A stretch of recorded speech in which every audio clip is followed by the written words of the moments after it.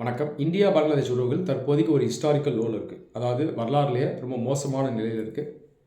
சமீப நிகழ்வுகளை நம்ம பார்த்தோம்னா நமக்கு இது கிளியராக தெரியுது.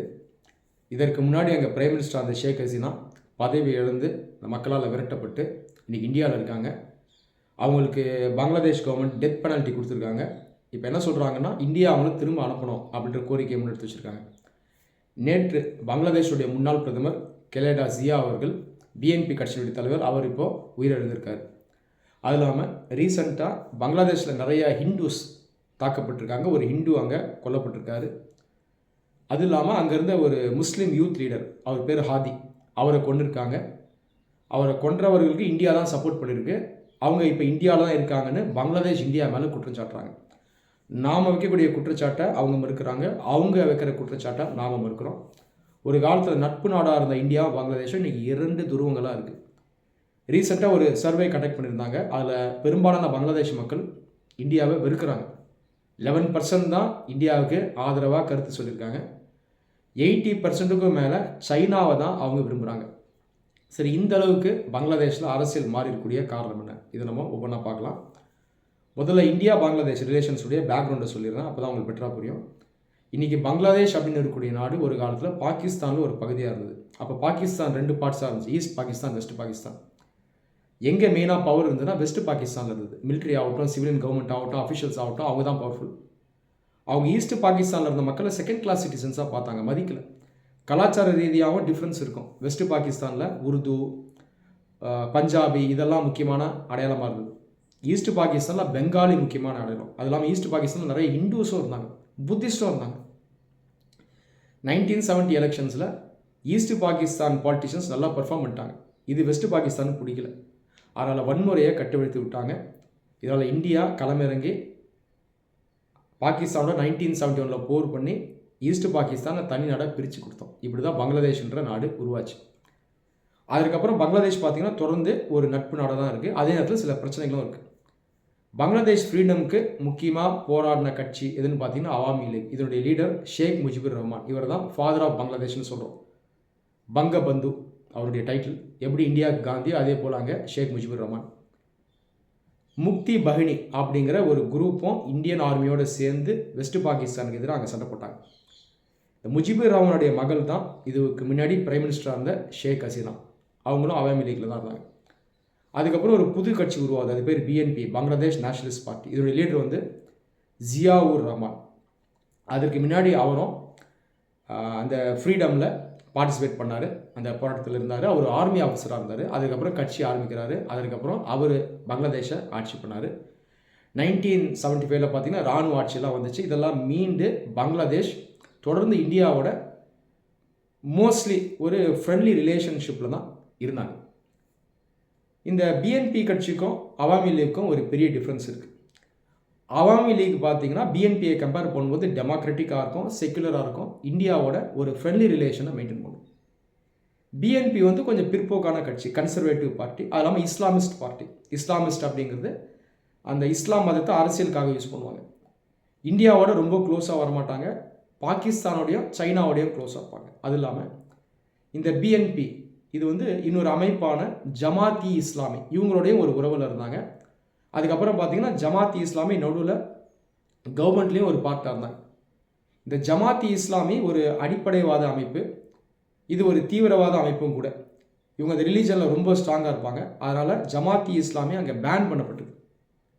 ஆனால் அவாமி லீக் அதுக்கப்புறம் என்ன பண்ணாங்கன்னா, ஆட்சிக்கு வந்ததுக்கப்புறம் இந்தியாவோட ஒரு நல்ல உறவில் ஈடுபட்டாங்க. ஷேக் ஹசீனா இந்த லாஸ்ட் டேர்மில் பிரைம் மினிஸ்டர் ஆனதுக்கப்புறம் எக்ஸ்ட்ரீமிஸ்ட் அண்ட் டெரரிஸ்ட் குரூப்ஸ்க்கு எதிராக நல்லாவே ஆக்ஷன் எடுத்தாங்க. இதனால் இந்த 2 நாடுகளுக்கு மத்தியில் ஒரு நல்ல உறவு ஏற்பட்டது. அதற்கப்புறம் அவங்க என்ன பண்ணாங்கன்னா, ஷேக் முஜிபுர் ரஹ்மான் அவருடைய கொலையில் சம்மந்தப்பட்ட நிறைய நபர்களுக்கு தண்டனை வாங்கி கொடுத்தாங்க. இது பாராட்டப்பட்டாலும் எதிர்ப்பு இருந்தது. காரணம் என்னென்னா, இந்த தண்டனை வந்து ரொம்ப அதிகமாக இருக்குது, சில அப்பாவிகள் கூட தண்டிக்கப்பட்டிருக்காங்க அப்படின்ற கருத்தை வந்துச்சு.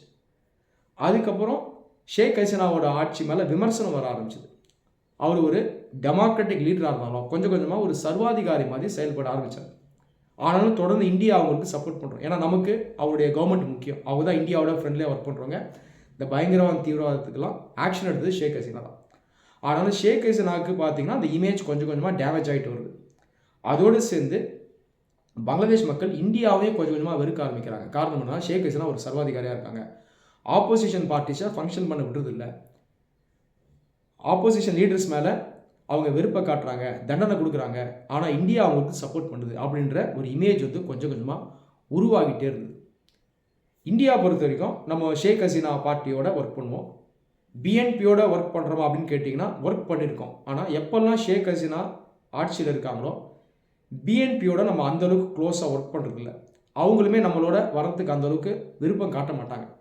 ஆனால் ஒருவேளை நம்ம இந்த கட்சிகளோடையும் ஒர்க் பண்ணியிருந்தால் நமக்கு ஒட்டுமொத்தமாக பங்களாதேஷ் மக்கள்கிட்ட இருந்து சப்போர்ட் கிடச்சிருக்கும். இது ஒரு ஸ்ட்ராட்டஜிக் மிஸ்டேக் அப்படின்னே நான் சொல்லுவேன். இன்றைக்கி தேதியில் பெரும்பாலான பங்களாதேஷி மக்கள் இந்தியாவை ஒரு பிக் பிரதராக பார்க்குறாங்க. பிக் பிரதர் அப்படிங்கிறது ஒரு பெரிய நாடு சிறிய நாடு மேலே அதிகமாக ஆதிக்கம் செலுத்தும், தேவையில்லாமல் தலையிடும். அப்படி ஒரு இமேஜை அன்ஃபார்ச்சுனேட்டாக இந்தியா இன்றைக்கி ஏர்ன் பண்ணியிருக்கு. பங்களாதேஷ்க்கு ஹெல்ப் பண்ணியிருக்கோம், சப்போர்ட் பண்ணியிருக்கோம். அதே நேரத்தில் நம்மளுடைய தலையீடு ஓரளவுக்கு அதிகமாக இருந்ததுனால அது உண்மையும் கூட. இப்படி ஒரு புரிதல் இந்த பங்களாதேஷ் மக்களுடைய மைண்டில் வந்திருக்கு. சரி, இதை நம்ம சரி பண்ணலாம் அப்படின்னு பார்த்தோம்னா இதில் மேற்கொண்டு சிக்கல் வருது. ரீசெண்டாக பங்களாதேஷ் வரலாறுலேயே முதல் முறையாக பாகிஸ்தானோட அஃபிஷியலாக க்ளோஸாக ஒர்க் பண்ணுறாங்க. ஒரு டிஃபென்ஸ் அக்ரிமெண்ட்டை அவங்க சைன் பண்ணலான்னு இருக்காங்க. இந்த டிஃபென்ஸ் அக்ரிமெண்ட்டை சைன் பண்ணிட்டாங்கன்னா பாகிஸ்தானோட பங்களாதேஷ் க்ளோஸாக போயிடும். இதுக்கு முன்னாடி அந்த மாதிரி போனது கிடையாது. க்ளோஸாக போயிட்டாங்கன்னா இந்தியாவுக்கு எதிராக ஒரு ஆக்சஸ் உருவாக வாய்ப்பு இருக்குது. பாகிஸ்தான் ஏற்கனவே பயங்கரவாதத்துக்கு சப்போர்ட் பண்ணக்கூடிய நாடு, ஸ்டேட் ஸ்பான்சர் ஆஃப் டெரர். இப்போ பங்களாதேஷும் பாகிஸ்தானோட இணைஞ்சிட்டாங்க அப்படின்னா இந்தியாவுக்கு பெரிய சவாலாக இருக்கும். இன்றைக்கி ஜமாத்தி இஸ்லாமி மேலே இருக்க பேனை ரிமூவ் பண்ணிட்டாங்க. இது ஒரு தீவிரவாத அமைப்பு, இவங்களும் ஸ்ட்ராங் ஆவாங்க. அதை தாண்டி சைனா ஏற்கனவே இப்போ இருக்க பங்களாதேஷ் இன்ட்ரீம் கவர்மெண்ட்டுக்கு சப்போர்ட் பண்ணுறாங்க. சைனா, பாகிஸ்தான், பங்களாதேஷ் இந்த 3 நாடுகளும் ஒரு அணியாக ஒரு ஆக்சிஸாக உருவாகி இந்தியாவை சேலஞ்ச் பண்ணுறதுக்கான அந்த வாய்ப்பும் இருக்குது. ஸோ இந்த அச்சுறுத்தல்கள்லேருந்து இந்தியா வந்து மீண்டு வரணும். ஃப்யூச்சரில் இந்தியா என்ன பண்ணலாம் அப்படின்னு கேட்டிங்கன்னா முதல்ல நம்மளுடைய டிஃபென்ஸை ஸ்ட்ரென்தன் பண்ணணும். தற்போதைக்கு அங்கே இன்ட்ரீம் கவர்மெண்ட் இருக்குது, எலெக்ஷன்ஸ் கண்டக்ட் பண்ண போகிறாங்க. கண்டிப்பாக அங்கே வரக்கூடிய கவர்மெண்ட் வந்து இந்தியாவுக்கு சாதகமாக இருக்காது. பிஎன்பி திரும்ப ஆட்சிக்கு வரக்கூடிய வாய்ப்பு இருக்குது. அங்கே புதுசாகவும் சில கட்சிகள் உருவாகியிருக்காங்க. கண்டிப்பாக அவாமி லீக் மாதிரி இந்தியாவோட அவங்க ஃப்ரெண்ட்லியாக இருக்க மாட்டாங்க. ஸோ பார்டரை நம்ம செக்யூர் பண்ணணும், நம்முடைய பாதுகாப்பை நம்ம உறுதி செய்யணும். இரண்டாவது நம்ம என்ன செய்யணும்னா சார்க் அமைப்பு இருக்குது இல்லையா, சவுத் ஏஷியாக்கான ஆர்கனைசேஷன். இந்த சார்க்குள்ளே லீடர்ஷிப் கொடுக்கணும். இந்த சார்க்குள்ளே பாகிஸ்தானும் இருக்காங்க, பங்களாதேஷும் இருக்காங்க. சார்க்கு பொறுத்த வரைக்கும் பாகிஸ்தான் பெரிய ரோல் ப்ளே பண்ணாது. அது ஒரு டீஸ்டெபிலைசர் தான், கான்ட்ரிபியூட் பண்ணாது. சிம்பிளாக சொல்லணும்னா கெட்டது தான் பண்ணாது, நல்லது பண்ணாது. இப்போ பங்களாதேஷும் பாகிஸ்தானும் க்ளோஸ் ஆகிட்டாங்க. ஆனாலும் நம்ம சார்க்குள்ளே என்ன பண்ணணும்னா இவங்களுடைய ஆக்ஷன்ஸை எக்ஸ்போஸ் பண்ணணும். இந்த 2 நாடுகள் சேர்ந்து பயங்கரவாதத்துக்கு சப்போர்ட் பண்ணுறாங்கன்னா அதை சார்க்கில் நம்ம பேசணும்.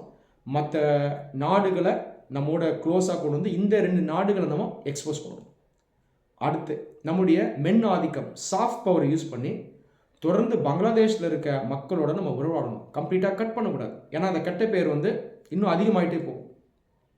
அங்கே இருக்கிற சிவில் சொசைட்டியோட நம்ம ஒர்க் பண்ணணும். இந்தியா ஒரு டெமோக்ராட்டிக் கண்ட்ரி தான், உங்களை ஒரு நாடாக உருவாக்குனதே நாங்கள் தான், அதனால் தொடர்ந்து உங்களோட நாங்கள் பயணிக்க ரெடி அப்படின்ற மெசேஜை சொல்லணும். அதே நேரத்தில் பங்களாதேஷ் மக்கள் ஜனநாயக கட்சிகளுக்கு ஓட்டு போடணும், பயங்கரவாதத்துக்கு சப்போர்ட் பண்ணக்கூடிய கட்சிகளுக்கு ஓட்டு போடக்கூடாது, மதவாத சக்திகளுக்கு ஓட்டு போடக்கூடாது அப்படின்ற மெசேஜையும் கொடுக்கணும். சாஃப்ட் பவர் ரொம்ப முக்கியம். அது இல்லாமல் பொருளாதார ரீதியாகவும் ஒர்க் பண்ணணும். இன்றைக்கி சைனாவை நம்பி பங்களாதேஷ் இருக்காங்க, அந்த பக்கம் போயிட்டாங்க. தொடர்ந்து இந்தியா பங்களாதேஷோட நம்ம பொருளாதார உறவை கட் பண்ணுறோம் அப்படின்னா அது சீனாவுடைய ஆதிக்கத்தை அங்கே அதிகப்படுத்தும். அப்போது எக்கனாமிக் கோஆப்ரேஷன் வரும்போது நம்ம தொடர்ந்து அவங்களோட சேர்ந்து ஒர்க் பண்ணிகிட்டு இருக்கணும். நீங்கள் வரலாறில் பார்த்தீங்கன்னா அரசியல் ரீதியாகவும் இராணுவ ரீதியாகவும் சண்டை போடுற 2 நாடுகள் கூட தொடர்ந்து அந்த எக்கனாமிக் ரிலேஷன்ஷிப்பை ஸ்ட்ராங்காக வச்சுருப்பாங்க. இதற்கு சிறந்த உதாரணம் இந்தியாவும் சைனாவும். இந்தியா சைனா ட்ரேடு வருஷம் $130 பில்லியன். அந்த அடிப்படையில் பங்களாதேஷோட தொடர்ந்து நம்ம உறவில் ஈடுபடணும். அடுத்து இந்தியா என்ன பண்ணலான்னா எலெக்ஷன் பங்களாதேஷில் முடிஞ்சு புதுசாக அமைய போகிற கவர்மெண்ட்டோடையும் நம்ம ஒர்க் பண்ண ஆரம்பிக்கணும். நமக்கு இதுமாதிரி செஞ்ச தப்பு நான் ஏற்கனவே சொன்னேன், ஒரே கட்சியோட க்ளோஸாக இருந்துட்டோம். இந்த தவிர நம்ம நேபாள்லேயும் பண்ணியிருக்கோம், மால்டீவ்ஸ்லேயும் பண்ணியிருக்கோம்.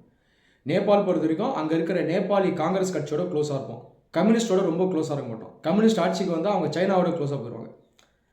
மால்டீவ்ஸ் நம்ம செஞ்ச தப்பு என்னென்னா டெமோக்ராட்டிக் பார்ட்டியோட க்ளோஸாக இருந்தோம்.